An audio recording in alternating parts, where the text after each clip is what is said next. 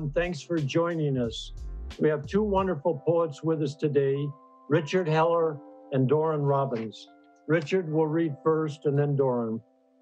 Richard Heller has spent most of his life on horseback, skis, bike, or on foot in California's High Sierras, Alaska, Mexico, and recently the Highlands of Scotland. Heller is a third-generation sculpting student of Rodin and eighth-generation horseshoer and longtime student of poet Holly Prado. In the 1970s, Heller ran a horsemanship program for a complex population of youth ranging from severe autism, others with criminal records, and those just needing refuge from abuse. Heller recently retired after 40 years as a farrier. His first book is entitled Blueprints, a story belonging through the eyes of modern-day Jungian archetype Hephaestus, god of the forge. From the Circle is Heller's recently published book of poetry, prose, short stories, and images of his works in bronze. Richard Heller writes about sculpting. I have always loved poems about work, but his poems create a metaphysical, breathtaking world, felt, seen physically, but there's also a transcendence. His poems are sensual. You can see the physical embrace, and then it's gone. He goes so far into the physical, it's as if he's making the poem with his own hands. His poems are clean, spare, fresh, some about love. The last line in his Innocence Lost, quote, with wings around our dead, before we knew we loved them, end of quote. His poems are adventuresome, authentic, and are revelations of the heart. A splendid poet, Richard Heller. I have to sit. My spelling in commas are wild dogs. Afraid leash restrains them. The earth slows down, yields to my moon baying on the page. This world is my illusion, a stagnant canyon between sounds. I become tied to nothing, then everything. A still sky, the endless sound of blood rushing through my ears. God watches and prays. Thank you, Harry, for that beautiful introduction. And it's such an honor to be here. And thank you. It's a privilege to share the hour with Doren also. And thank you, Jennifer. This first poem that I just read is from the first chapter, which is called Witness. And the Lakota Sioux, how I got the name, the circle, is the Lakota Sioux believe that we all sit in a circle. Where we sit in the circle gives us our unique perspective. And to make the world whole, we need all of our perspectives. So this is my perspective through prose, poetry, sculpture, and bronze and prose.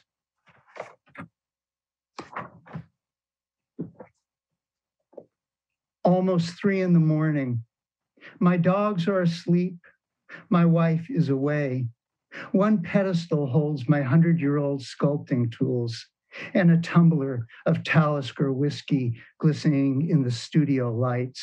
On the other rests a lug of Dover white clay. Miles Davis's recollections welds ethereal to sinew. Alabaster clay gives way to joy, sadness, a prayer for women, love for them. And these beat-up horseshoeing hands reach the gift of sculpting tools given to me before I knew I needed them by an old singer-songwriter lover who said, "You just have to have them." I bring shoulders, hips, breasts, calves, thighs. I finish more than green eyes, slender fingers grasping. I want her to draw breath, but bronze is all I have.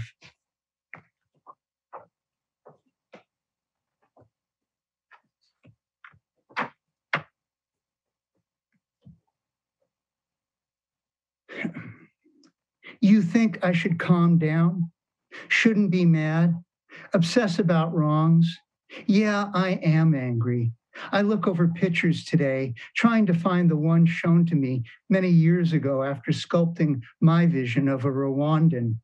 The images blast me out of my indifference. A long burial trench full of bodies, pummeled face of a woman holding two young children, a crying toddler clutching the flannel-plaid shirt that a dead man wears, 1,000 skulls in a pile, and a young man, his stitches holding his face together. How is it we don't stand up against bullies? We let them get to us at work, in the schoolyard, in our own houses. Cowardly, we buy products from the corporate world when we know there is a whip inspiring its production. And worst of all, when we don't fight the bully in ourselves, the passive one who lets it all happen. Isn't it the little injustices that lead to the larger ones and still larger until it's genocide?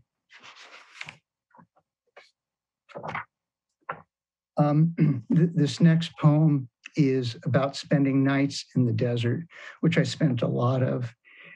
I refer to, in the first line of the poem, the transient star. If you've ever been in the desert during the day, you'll see in the sky, in the illuminated sky, you'll see a star.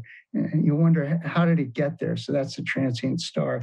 And then further on, swallowing the burning star, I'm meaning the sun going down. Red Rock Canyon, lose sight of the transient star. Desert wind blows time. Dream of a slender, freckle-faced woman with emerald eyes. Horizon swallows burning star. Dusk, shallow sight, fades chaparral into rock. Cool sands wake. A clean slate of night. Wait for dawn. Talons find a mouse.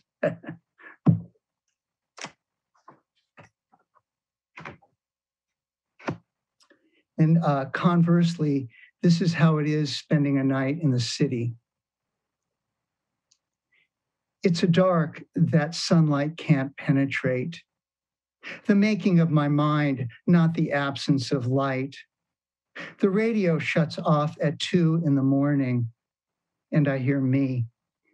The opaque sound at the end of an empty hallway, full of din, of dusk, gloom. Black thickens. My hands disappear in the gloaming.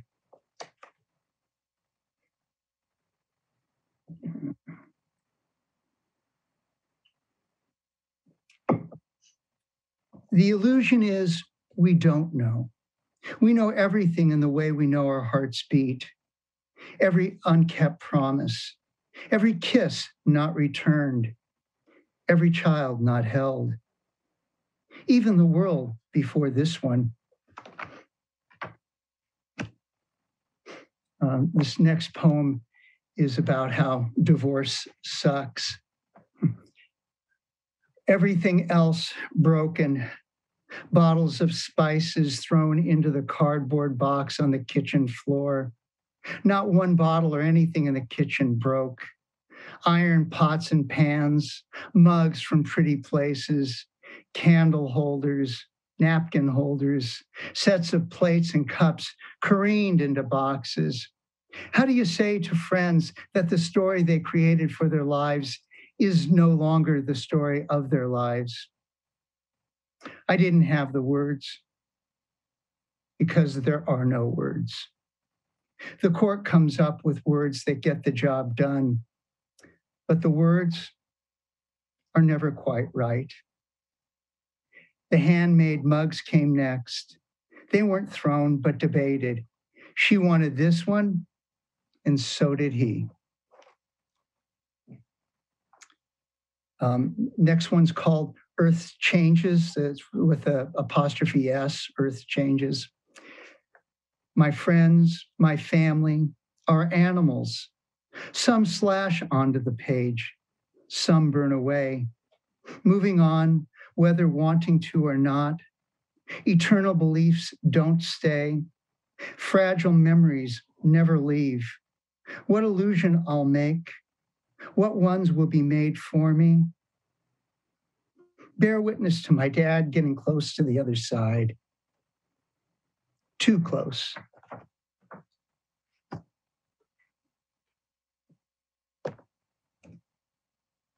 Vision, Leonard Stephen Heller, 1924 to 2014. The only freedom is imagination.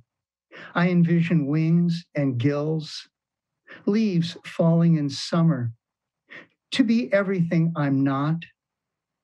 When heat, hunger, and cold are empty promises, and a grave is not filled with my father, only his bones.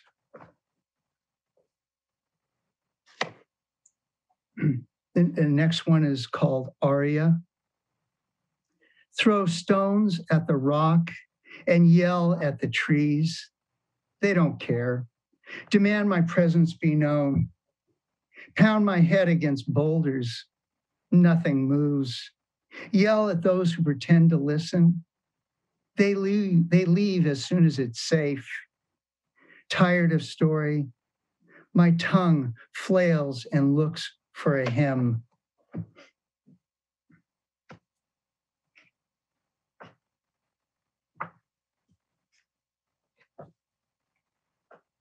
The next one is about, I was 17, I was hitchhiking down from Alaska. I had passed the Oregon border and I was on the coast of California, high up on the coast, and it was pouring, and my dog Billy and I were hitchhiking, and an older woman picked us up and took us home to her cottage for the night. Truth and beauty. I was 17. I wanted her old, garden crouching, weed pulling, bouquet making, ballet body. She slammed against my youth. Wrinkled hands grabbed me. I kissed her gorgeous, honest lines.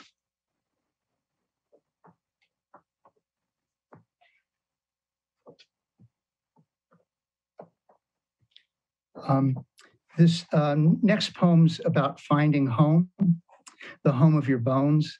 And then you realize your bones remembered it a little differently.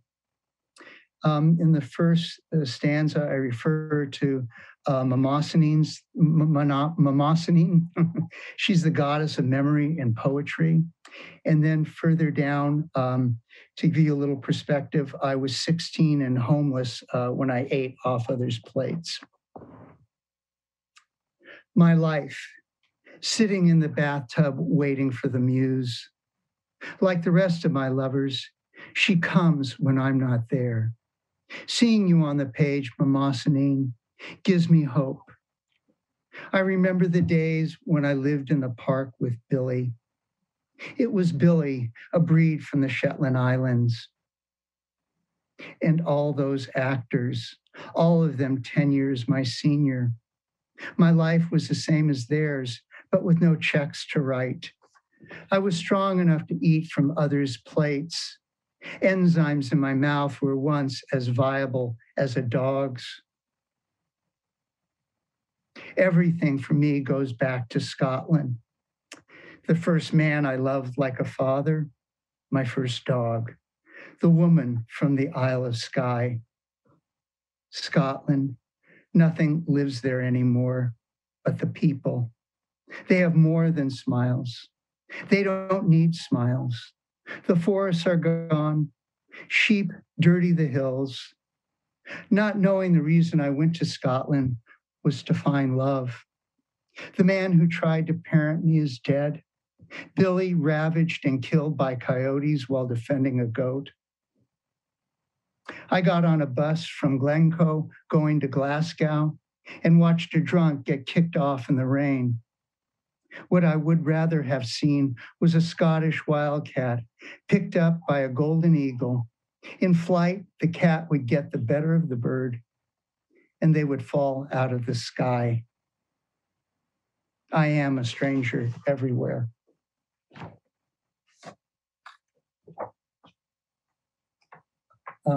This next poem is about my other home. Words leading me home. It's a home that has no walls, no ceiling, only sky, no floor, just ocean under my feet. Under fish, above birds, I swim. When I fly, I crawl in the darkness, sentence after sentence, till it's a book. I prop it against the next book and write my way through it.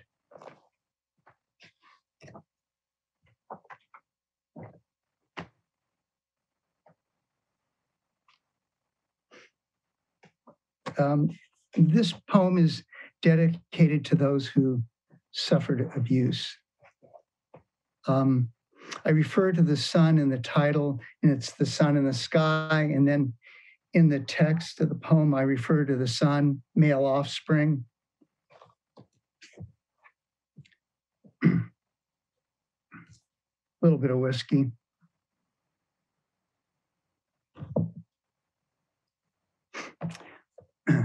Mother's son. Alone, my wife walked on thorns, pretended they were roses. In the shadow of knowledge, she'd traveled on the souls of sages. The stride of 1,000 years let these truths be free. She believes in kites that have no tether. Old men tortured her, so have young, as matriarchs bound her. You can't touch her. She needs love. She finds me. She wears a golden locket and forgets her heart is in it. Son of mother's hair and spirit, raise the day, guard the night. She doesn't look back. It is the beginning. Our child breaks the bars of her prison. Her dead mother's curse is broken. In the garden, we wait. My wife does come. Thorns now adorn the fence.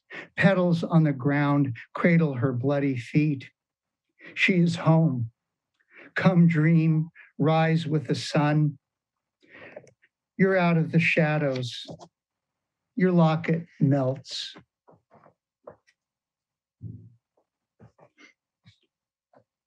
A little more water.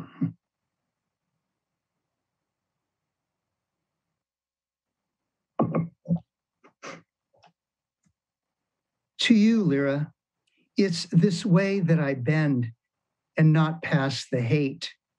Dirt and horses' sweat on soapy rags draped over a big, rusty can. In sunlight, I hear our laughter.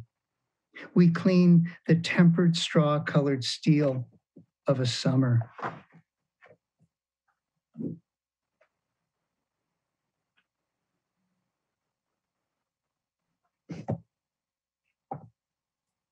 Santana's Raul and Carl drum Africa in Tacoma. Fly from this old white American body, change to African. Remember, Lucy is my ancient mother. We pound to the beat of her blood, wake in her dust. She pours me water and brings me the taste of granite. Let's see, everything I've read so far is from the first two chapters, witness and speak. When we're born, that's when we start witnessing, maybe even in the womb we start witnessing. And then we acquire that skill, and then we go to the next skill of connection with our humankind through speak and through other ways, sign language, whatever it is. And then, so now let's go into the other world, chapter 3. It's called The Other World, and it's the natural world. Innocence lost, doves Stygian wet changed to ravens, standing on fallen creosote timbers, dragged out from a mine. Their plumage shimmers blue-black and mirrors the sky with wings around our dead before we knew we loved them. And then I'll just do the two short poems, and then you'll see if we have time for the prose piece. It's well, anyway, you'll cut me off when you're ready. Okay, so this is the last chapter of the book, and it's incredibly short. It's just two tiny poems and a prose piece sandwiched between.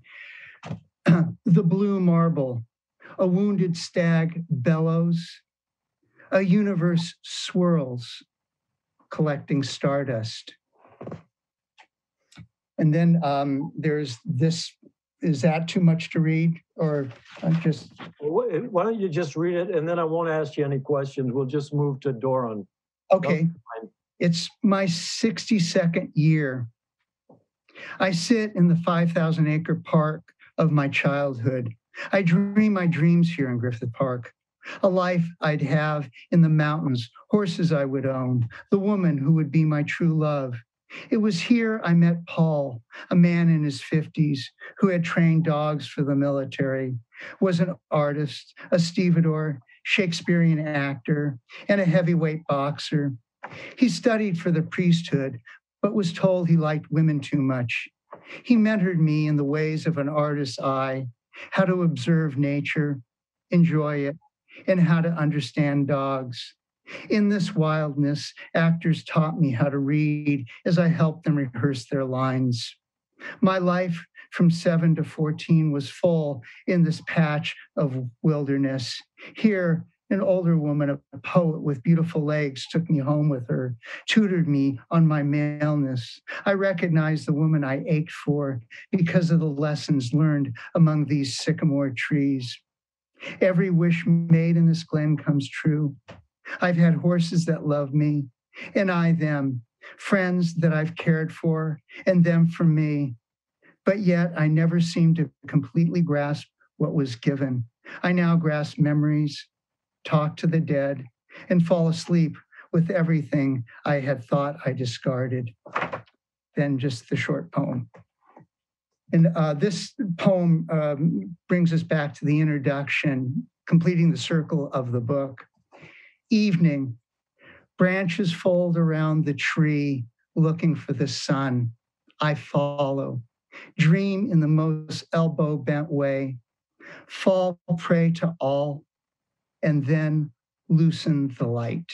That was beautiful. You did give us a circle, and thank you for the revelations of the heart. And I love your succinctness and your clarity and your personal work. So thank you, Richard, very much. And our next reader is Doren Robbins. Doren Robbins is the author of 14 books of poetry. He is also an essayist and mixed media artist. Over the years, his work has appeared in many publications, including the American Poetry Review, another Chicago magazine, Exquisite Corpse, the Iowa Review, Kayak, one of my favorite mags, and Sulphur. His books have been awarded the Penn Oakland Josephine Miles Literary Award for U.S. Multicultural Writers and the Blue Lynx Prize. He is the author of one book of literary criticism, Apocalypse, Contemporary, focused on the works of Sharon Dubiago, Spoyton Doyville Press. Is that the way you pronounce that? I think so, yeah, Spoyton Doyville. It means spinning devil. Pardon? Means spinning devil. 2019. In spring 2021, Spoyton Doyville Press will publish Sympathetic Manifesto, Selected Poems 1975 to 2015.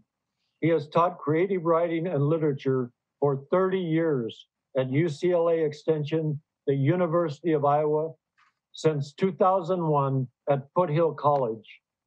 Doren Robbins' poetry has strength of narrative, clarity, depth, complexity, erudition.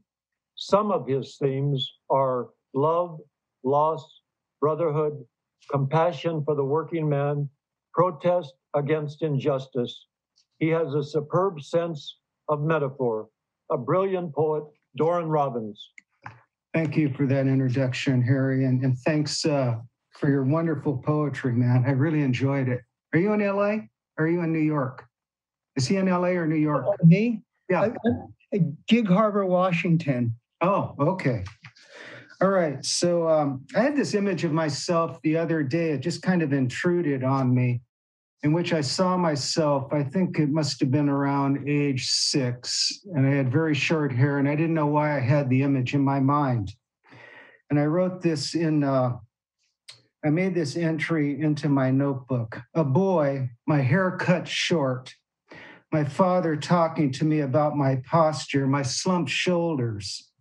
Don't walk around letting someone know he can take you. I didn't have another way to let on. I was depressed, I told my chiropractor, whose father said he looked effeminate for placing his hand on his hip to stand comfortably. What pressure from the other side forced him to favor for balance his hand on his hip? No place to stand right. So as I thought deeper about what this intrusion of this image from childhood, I started to think about depression more and how it has been a presence in my life on and off. I mean, I don't have that crippling depression, but I think many people have periodic depression. And the tentative piece that I have made with it is I just simply accept it, which wasn't easy to come by. It took years. But the accepting it left me with no expectations because it just doesn't go when you want it to go, no matter what you drink or smoke or pop. So I call it the metal feeling. You ever get the metal feeling? I heard a way out cardinal singing, putting down a signal. My whole torso was like a metal shutter. You ever get the scorpion in the dream and the cardinal is in it and the cardinal can't get off the ground? The wings or something, the weight or something, the mental lifting, the chest armor pulling it down, the defective instinct or something. You're suffocating in a blue beak and the scorpion comes out for you, cardinal on the ground.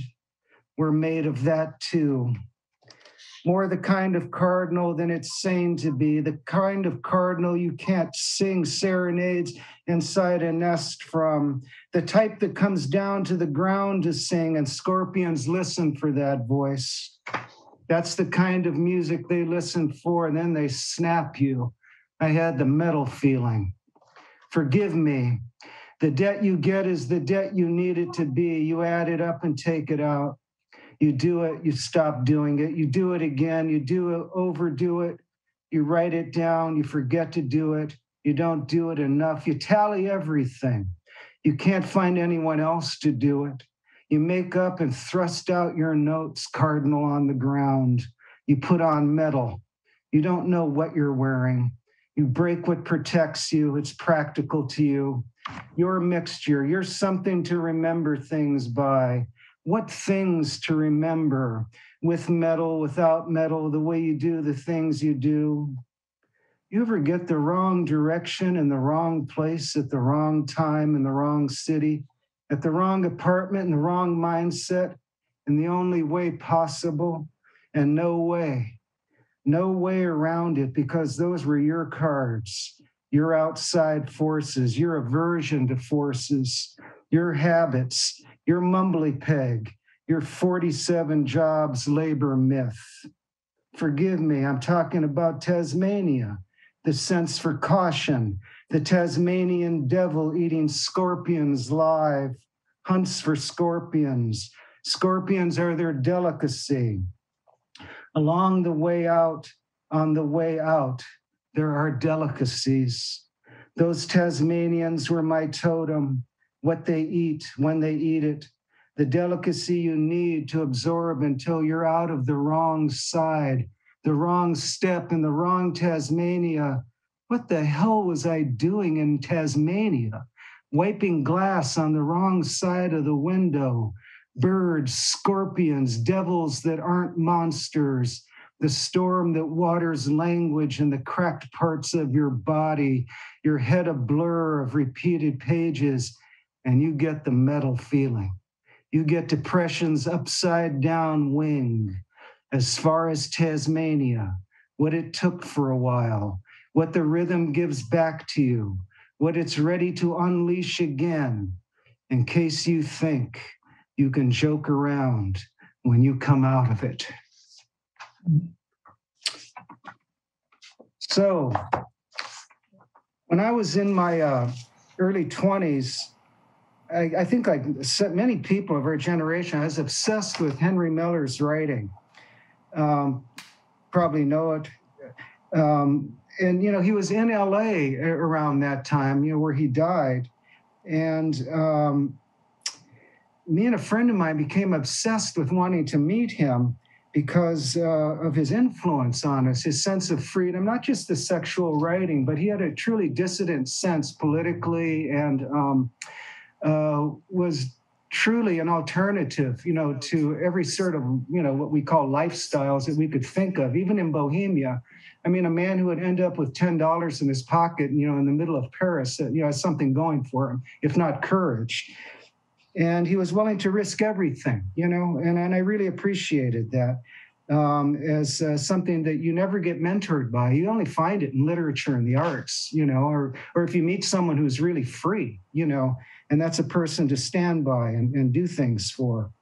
So anyways, we got obsessed with wanting to meet Miller. So we got on our bicycles and we rode all the way down Sunset to the Palisades. It took us about 3 hours, like 90 degrees. We're totally dehydrated. I don't know how we even got his address. And we drove down the street and we sat on our bikes outside of his house and just stared at the fucking front door and didn't do anything. And we turned around, we rode back, you know, feeling totally disenfranchised and scattered, but we felt cool that we rode out there on our bikes. So a couple of years later, they were celebrating Miller's 80th anniversary at the Powell Library in UCLA.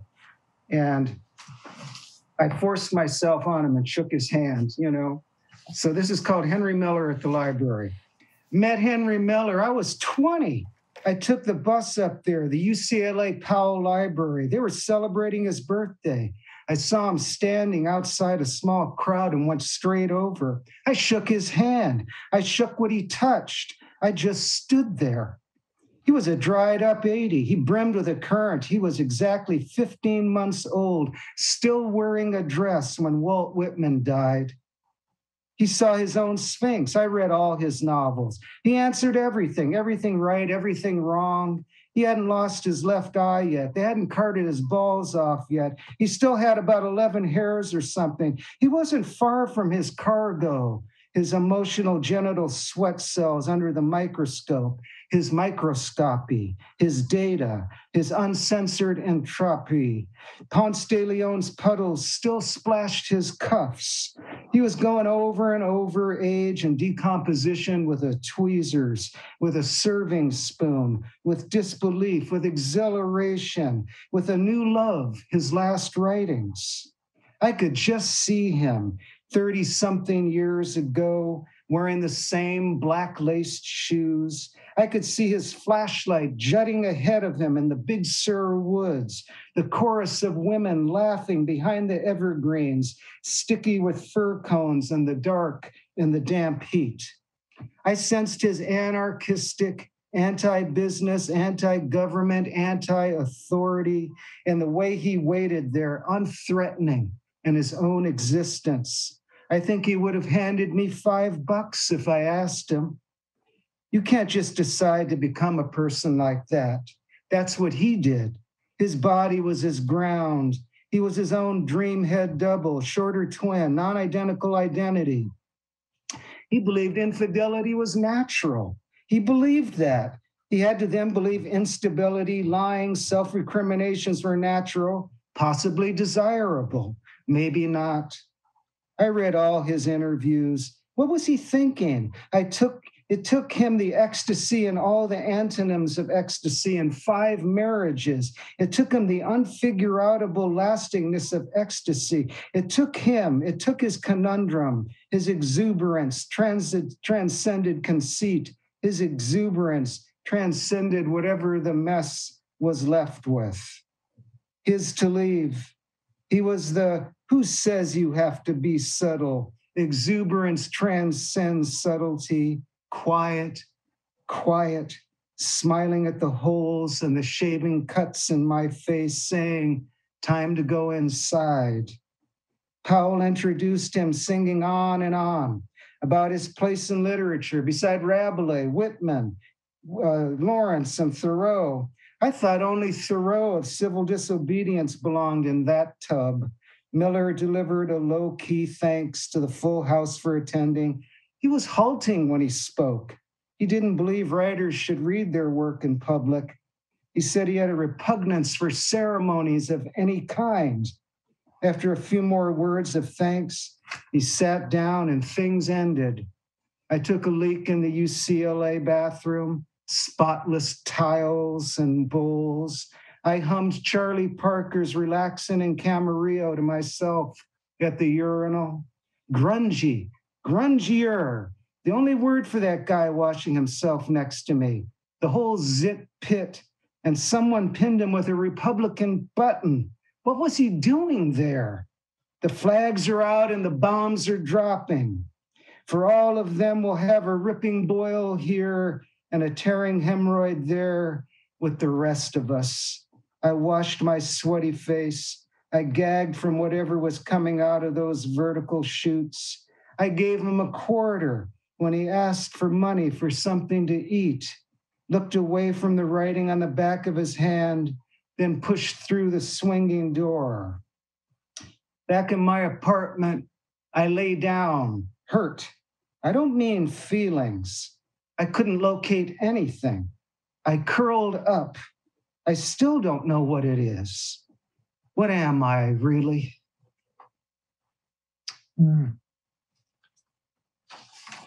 Okay, so at the Norton Simon out there in Pasadena, there's a wonderful Van Gogh. It's a portrait of his mother. And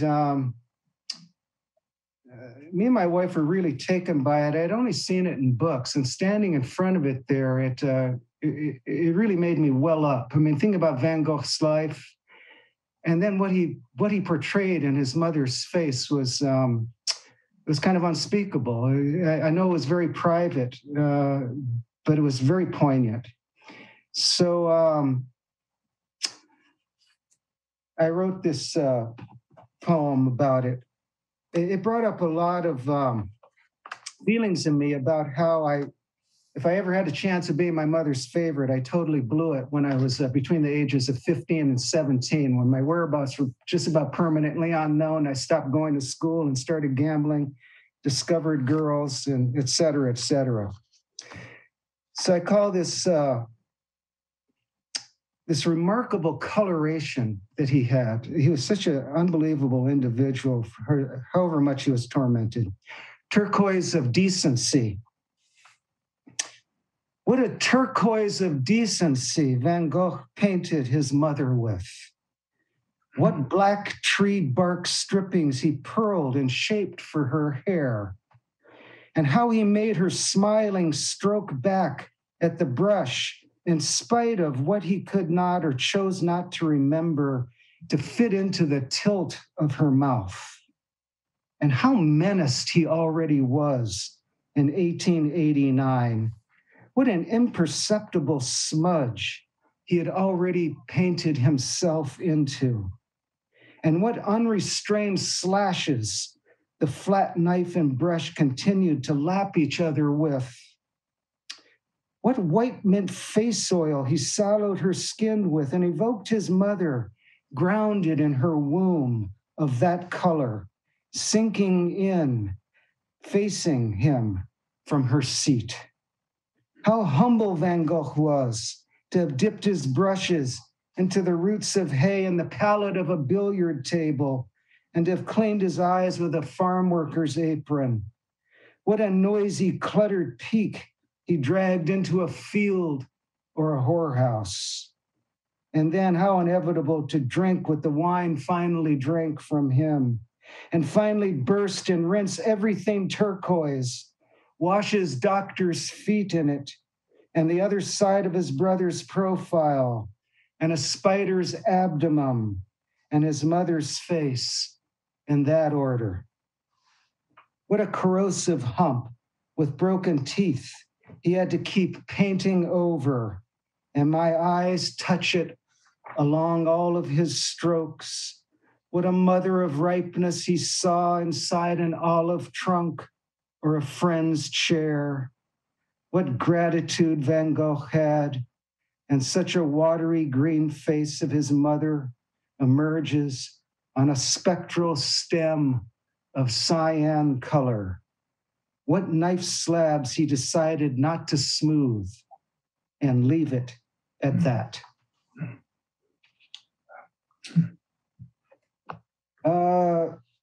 Let's see. So, my city will always be Los Angeles, no matter where I go. I mean, it's where I grew up, So, I mean, I know it like the back of my hand, like a cabbie, So anyways, I did, as we say, escape Los Angeles, whatever that means. So I ended up north. So for a while, I lived in Redwood City. And whenever I get to a new place, I always walk around. You guys probably know about this too. We're all flaneurs, It's not just something Walter Benjamin created about Benjamin. I mean, poets like to walk around and just check things out. It's like being in your imagination in a way, It's the literal, but it's always going on, It's always ticking things off. So I find out John Lee Hooker died there. He had a blues club there. So I'm really interested in this place now. So I'm walking around. Escaped up north to Henry Cowell Redwoods, then Redwood City. Redwoods everywhere. Even the eucalyptus next to the post office had the bark of a redwood. The blues singer died here.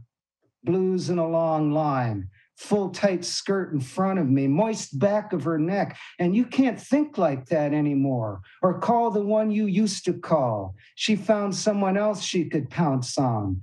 The great pouncer said, "No second chance this time." Then rode away behind the fog she rode out of 31 years ago. Miss Bleaky, Leaky Bleaky, Testico Remorcio, the fantasy that didn't go both ways enough, the saga of that hang-up, Rhine journey, chaos, quest story, Achilles, greed, headache of that conundrum, hilarious-looking sex drive of all the unascertainable solutions, not exactly usually the pleasure that ended up the least harmless. That's how that goes. I licked my stamps and started walking. I felt too wide on the pavement. Peninsula uniforms and equipment, Indian grocery and spice, Getz Brothers music and shoes, industrial contaminant, research for Redwood City, underground springs. What combinations? Homeless in front of Broadway liquor, homelesser in the alley. A blues singer would die here. At the Salvadoran Bistro, my mouth full of the right aftertaste for an hour out of 22 hours of a day off. All the eccentric, symbolic, personal preferences surrounding my aversions, my introversion, extroversion, uncompleted televersion, all the other still untapped insert and revise aversions, the genteel word for decomposition, aging, inelegant noun for the exact infixed expletive phrase, falling to fucking pieces, infixed of the unstifled decline, waiting out traffic. That broken up, that Joan Baez broken 18th century love ballad lyric, that wife, that ready to give up 2 children and the one growing inside of her.